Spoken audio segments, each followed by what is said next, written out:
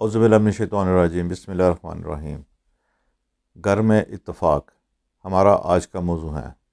اس حوالے سے آپ کو روحانی عمل، پڑھائی وغیرہ بتائی جائے گی، جس سے مستفید ہو کر آپ اپنے گھر میں سکون اور اتفاق پیدا کر سکتے ہیں۔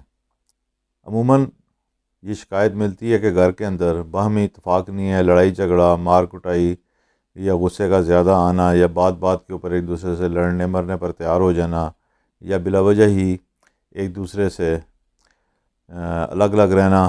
یہ سارے مسائل کے حل کے لیے آپ کو اسماء الحسنی کی ایک تسبیح بتا رہا ہوں۔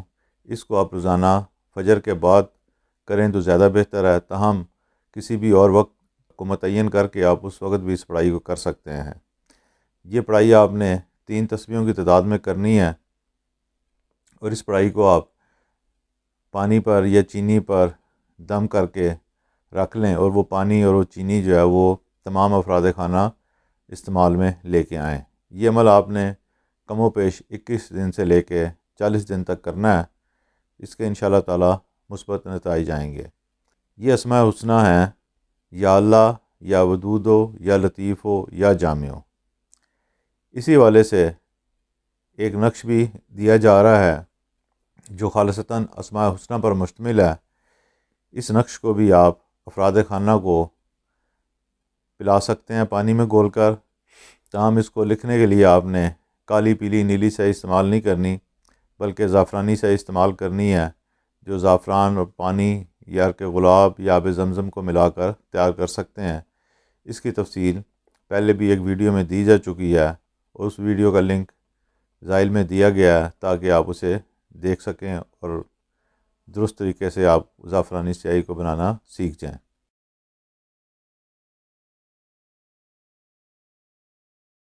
اس نقش کو گو آپ جمعے کی صبح فجر کے بعد تحریر کر سکتے ہیں، تاہم اس کے اثرات میں اضافے کے لیے آپ کو 2 کوق بھی حالتیں ہیں بتا رہا ہوں۔ ایک شرف قمر ہے اور ایک شرف زہرہ ہے۔ یہ خاص اوقات ہوتے ہیں جو اس طرح کے اعمال جن میں اتفاق اور باہمی بھائی چارے کی ضرورت ہوتی ہے کے لیے مؤثر مانے گئے ہیں۔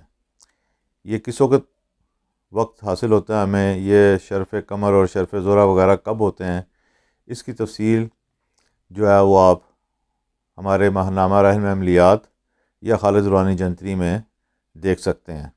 اس حوالے سے کوئی بھی بات آپ کے ذہن میں آئے تو آپ واٹس ایپ کے ذریعے اپنا پیغام ہمیں ارسال کریں۔ ہماری پوری کوشش ہوگی آپ کو وقت پر اس کا جواب دے دیا جائے، اور اس حوالے سے مکمل رہنمائی بھی آپ کو کر دی جائے۔